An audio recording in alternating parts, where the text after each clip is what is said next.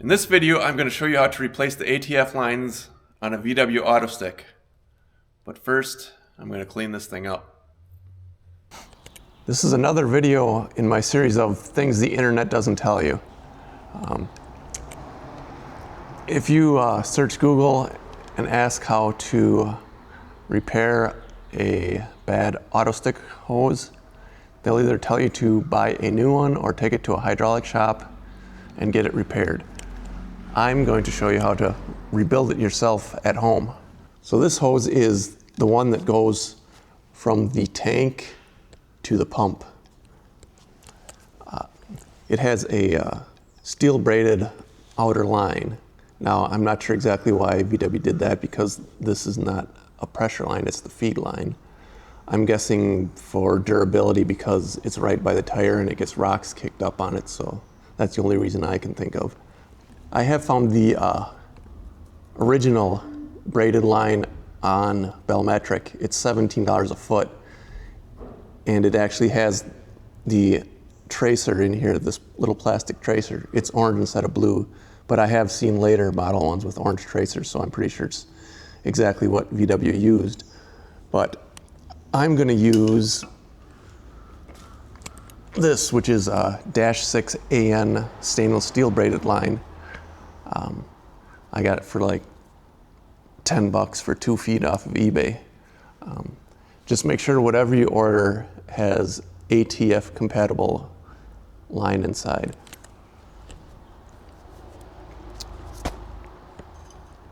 And for the hoses that go from the pump to the transmission and from the transmission to the tank, those have a fabric braiding. I haven't found that exact line, but mine are in decent shape, so I'm gonna keep looking until I find it and then replace those ones. But in the past, I have used just the nylon cloth braided line on my Trike. Actually, let's take a walk and I'll show you. So what I've got here, this is the line that goes from the tank to the pump. I believe I used a -8 AN line on this. It's a little bit loose on the fitting, but it works, and this is just a feed line, so it hasn't leaked. And I put some heat shielding here because my exhaust runs right by it and I didn't want to melt my line. And then this line here is -4. I don't know if you can see it here, but on the fitting, it is a little bit smaller than the fitting, this sleeve here, but when you put the fitting in there, it kind of expands it out and it's a nice tight fit. So that's been on there for like 7 years and it hasn't leaked yet, so I'm pretty sure it's good. And it's kind of hard to see, but the hose that goes from the transmission up to the tank, I've got a custom tank in here, is a -6.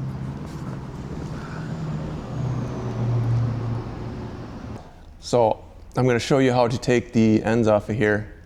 Just a heads up, if you have crimped on ends or ends that don't look like this, you have a replacement and this method isn't going to work for you. You'll have to either find some used OEM ones to rebuild, or you're just going to have to go the route of getting new lines or going to a hydraulic shop to get the ends crimped on.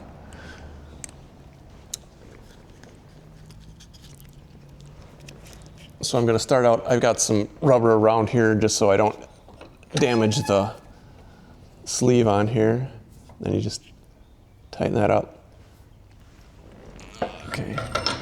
And then what I use here is I've got a socket that I stick inside the Banjo fitting, nice and tight, because you don't want to damage this fitting here or it's going to leak. This is already loose because I forgot to hit record when I loosened it up, but you just go like this and twist it off.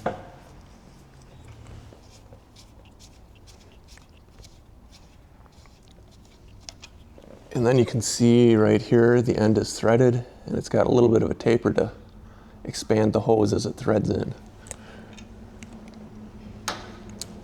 Then I'm gonna pull the line out right away. It's a little tight in there. But yeah. And now I'm gonna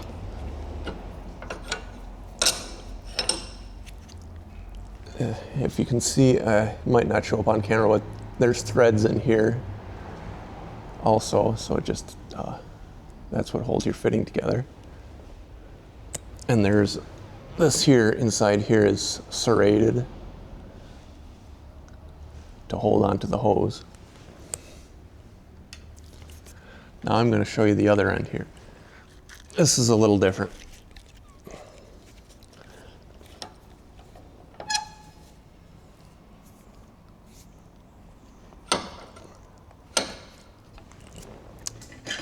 Since I have this hose off the pump already, what I'm going to do is I'm going to put it on here and use it like a jam nut. But what I have done in the past is I have used an easy out. Be this size here. I have used an easy out. I just stick it in there and then you just turn it backwards. Now you have to be really careful when you do this so you don't damage that hose end in there. And it might put a couple burrs on there, so make sure you file those off if you do end up getting it slightly damaged.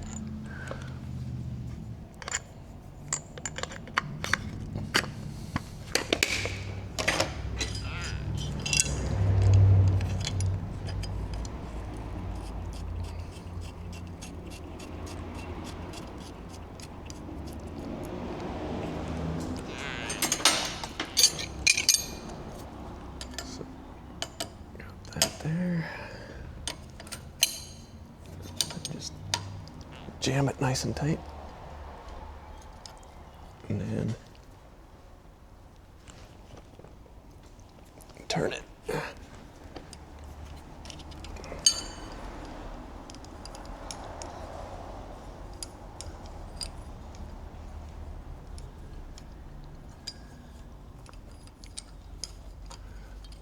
And it's off. Same threaded end like the other. This end is a little tighter than the other one. Gotta try to see if I can get it to twist out of there. Yeah, it's twisting. There we go. It's moving slowly.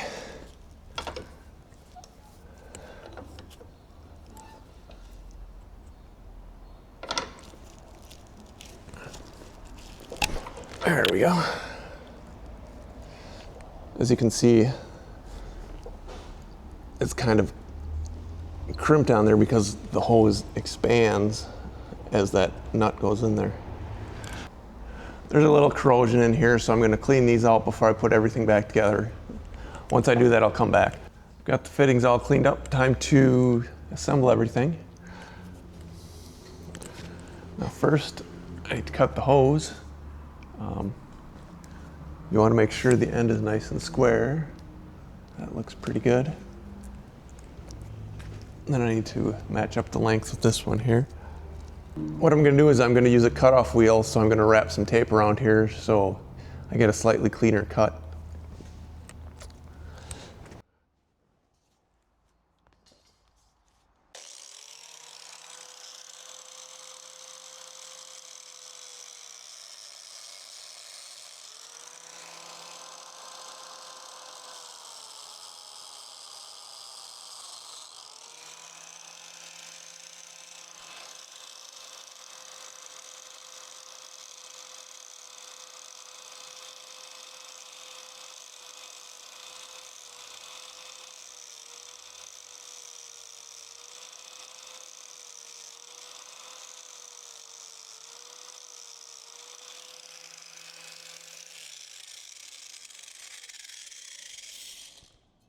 I'm going to do a little experiment here. One of the disadvantages of braided lines is dirt will get behind here and rub and wear things out. So I've got some marine grade heat shrink, so I'm going to put that over the top, and that should help it last a little longer. Although this one is close to the exhaust, so it might melt. So I'll let you know how it goes. So I got the ends on there. It was a little tough because this heat shrink is pretty thick. If I would have left that off, it would have slipped in there a little easier. So if you're going to do it this way, just be warned that it's not real easy. And also, if I would have used a slightly different method of cutting it, because the braids on the end kind of popped out and flared out. So there's a few different methods online, so I'll have to try a couple other ones and see which one works best for me. So now, time to assemble it.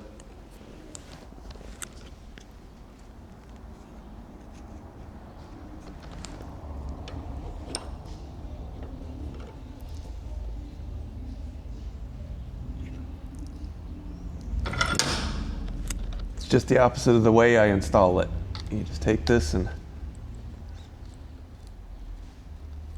spin it in there.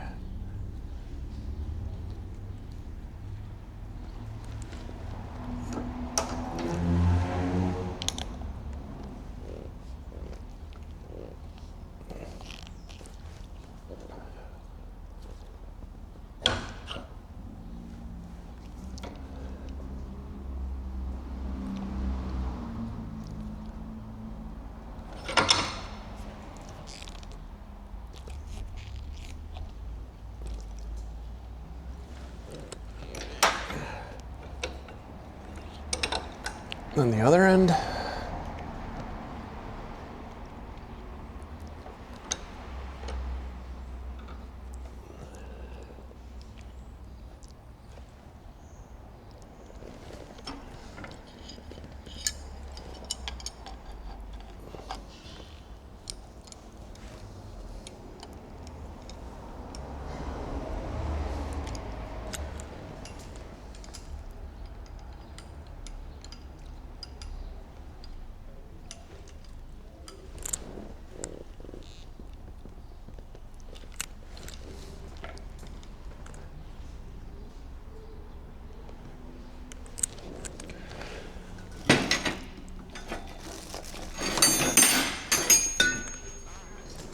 use the wrench on the top nut this time because you're tightening it down.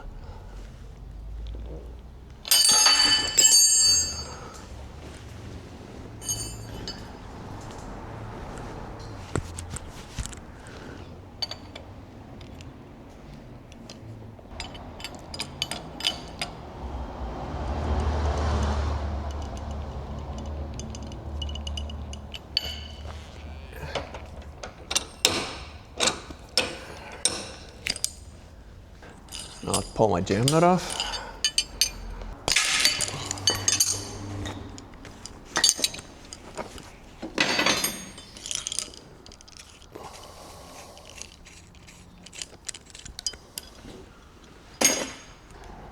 There it is, all done.